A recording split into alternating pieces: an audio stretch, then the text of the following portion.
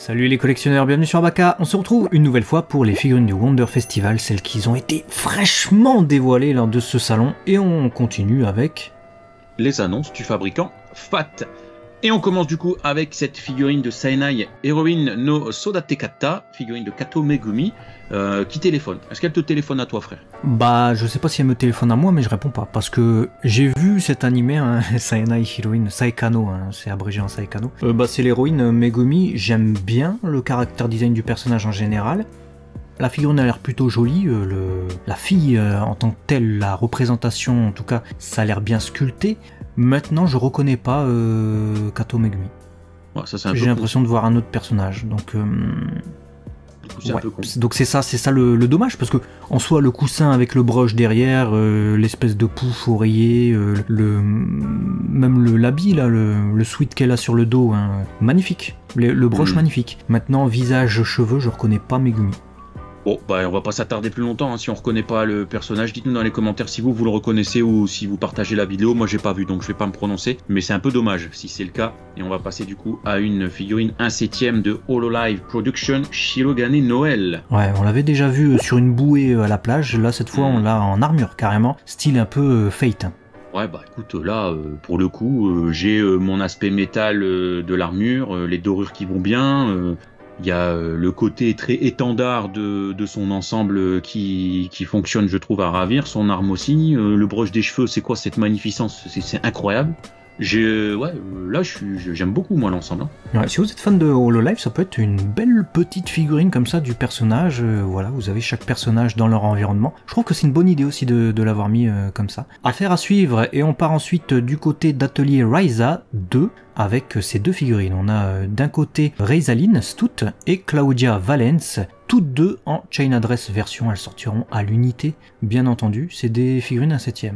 Qu'est-ce que t'en penses? Bah, déjà, elles ont mis une Chain Address, donc déjà, elles gagnent des points. Hein, ça faut le dire. Je les trouve bien dans l'ensemble, le duo fonctionne bien.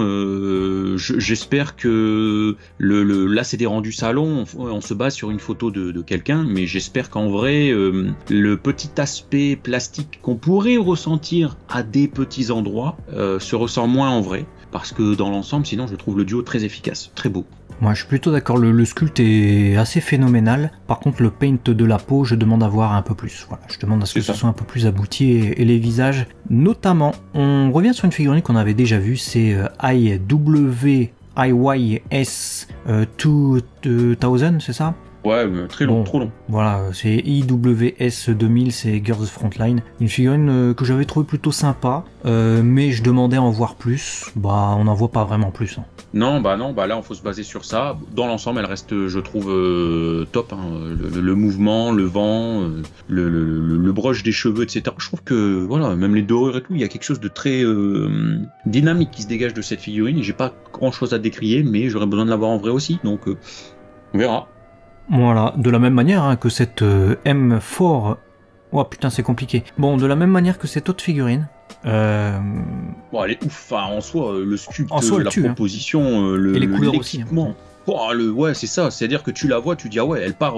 tu as l'impression qu'elle sort d'un jeu vidéo, qu'elle part en guerre, tu vois. Il n'y a pas à tortiller, ça fait le café, le mouvement de la main, même là qui va empoigner l'arme, elle te regarde avec détermination, les cheveux, je les trouve magnifiques, l'effet qui était proposé, non, je sais pas grand chose à te critiquer sur cette figurine, moi j'adore, hein, je trouve. Bah disons que si elle est de la qualité de ce prototype, clairement ça sera une tuerie.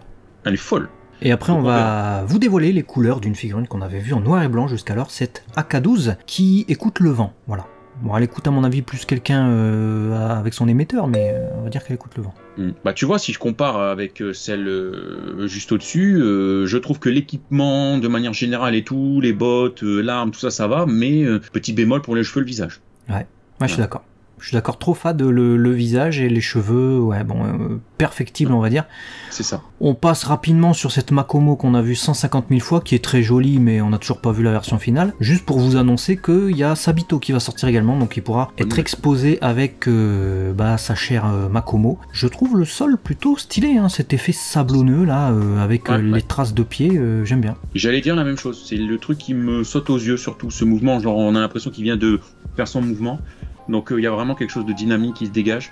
Et ouais, non, j'aime bien. Même si les couleurs ont tendance à être un petit peu plus plates. Pas pour dire que c'est pas bien, hein. Je dis juste qu'il y a moins de brush de manière générale. T'as des aplats de couleurs similaires un peu plus longs avant de trouver le brush. Que sur certaines figurines aujourd'hui où t'as du brush beaucoup plus fin. Mais c'est un style. De manière générale, au moins vous aurez une belle figurine de Sabito. Voilà, et puis on va partir sur Uma Musume Pretty Derby, puisque dans chaque vidéo il y a une figurine d'Uma Musume Pretty Derby, avec cette fois Nice Nature. Donc elle s'appelle Douce Nature, on va dire gentille nature, nature sympathique. Douce nature. Bah écoute, j'attends de voir le paint, hein, mais le sculpt est plutôt efficace. Ah, il tue sa mère le sculpt, moi j'adore. Ah, ouais. Donc, entre le détail des bottes, avec tous ces petits lacets, un peu comme sur la Chun-Li Max Factory qu'on a vu dans une précédente vidéo. Les cheveux, encore une fois, qu'est-ce que c'est que ces mèches là, c'est stylé de ouf, j'adore. Et l'équilibre.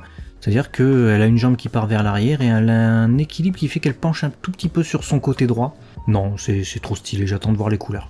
Bah, d'ailleurs, si on veut avoir une idée, on a du coup la Twin Turbo, hein, qui est dévoilée en couleur cette fois-ci. Quand tu vois le dynamisme des couleurs de cette Twin Turbo, sur ma vie, si tu veux du côté pop dans ta collecte, ah bah... Ah ouais, j'allais dire, c'est très pop, ouais. Moi j'aime bien, moi je trouve ça dynamique en fait. Ouais, ça fait très Andy Warhol, c'est sympa. C'est beau dans une collecte, je trouve. Donc ouais, si la Nice Nature a des couleurs aussi bien travaillées, ça peut être une vraie tuerie. Finis ta phrase. Bah, du côté de Fate Grand Order, on vous avait déjà présenté cette Archer C Shonagon, du coup en couleur, qui a été remise lors du salon. Mais c'était du coup l'occasion aussi de vous dévoiler de nouvelles figurines qu'on n'avait pas vues, notamment cette Lancer Mélusine prototype, qui fera très certainement un appartement de long. Ouais, je partage. Elle est belle, mais l'intérêt va être vite limité. Ou alors, il faut vraiment ne faire que ça, hein, parce que Fate Grand Order, on commence à constater qu'il y a énormément de produits dérivés, énormément. Donc, il faut avoir le luxe de pouvoir ajouter ça en termes de place dans ta collecte. Voilà. C'est ça, c'est le 7ème. Ouais, effectivement, on a au moins 60 cm de large là, donc. Ouais. J'avoue, et on verra toujours lors d'un prochain salon la version couleur de Tsumi Ellis qui nous a toujours pas été présentée, donc là pour le moment on va pas redire ce qu'on a déjà dit, et on va passer sur cette Girls Frontline de PA15 qui était déjà présentée il me semble, avec sa version endormie, les cheveux touffus, tout ça. Ouais, bah écoute, de manière générale, tu vois, le côté effet réveil du lit avec tous ses cheveux en pétard, etc., machin, on y croit, hein, donc faut que le paint soit là. Si c'est ça, ça va être une tuerie. Ouais, d'autant plus qu'elle est adaptée d'une illustration, donc à voir. Tout comme cette DP12, hein, toujours pas de visuel autre que ce truc prototype, donc difficile de se faire un avis, mais on a une très belle figurine à vous présenter. C'est cette tentative de King Chan, qui est adaptée d'une illustration de Tori Damono, détaillée de ouf. On est à la cour du roi. Ouais, c'est ça, c'est la cour du roi. Donc si le paint final apporte les couleurs propres, hein, aux différentes monarchies, et puis le côté très... voilà, c'est la richesse, c'est l'abondance, hein. On doit sentir la richesse dans sa tenue. Si ça se ressent dans un paint de qualité, ça va être beau. Ouais, beaucoup de détails, et on part sur une figurine Death Alive qu'on a déjà vu maintes et maintes fois, mais qui a, semble-t-il, été représentée sous sa forme de prototype. Toujours pas de version couleur, mais je souligne quand même l'intérieur de la cape, avec cette version un peu plus tissu 14e siècle. C'est exactement ça. On reste sur la cour du roi là. Donc voilà. Et la prochaine du coup, Mushoku Tensei Jobless Reincarnation pour les anglophones. Roxy Migurdia, adaptée d'une illustration à la plage. On avait déjà une illustration, je sais plus si elle était présentée, celle de Eris. Bon, je sais plus, dites-moi dans les commentaires. Bon.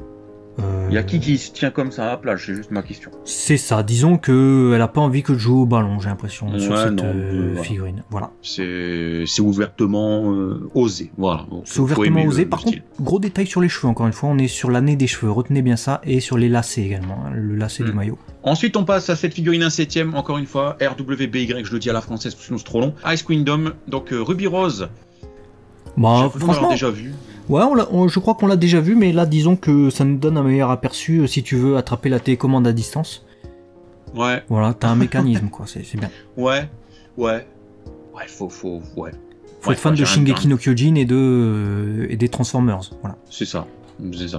Et puis on va terminer avec juste des annonces, hein, juste des visuels en pagaille. Et dites-nous pendant ce temps-là, qu'est-ce que vous préférez dans les commentaires parmi cette sélection. On a Flowlens, voilà, qui sortira également. On a cette Hoshino Mizugi version. On a également cette Bridget avec son ours. Et on a du côté d'Overlord, tiens, un personnage plutôt surprenant qui va sortir avec cette Clémentine. Et puis ensuite le Docteur du côté de Fat Company également. Qu'est-ce que tu as préféré?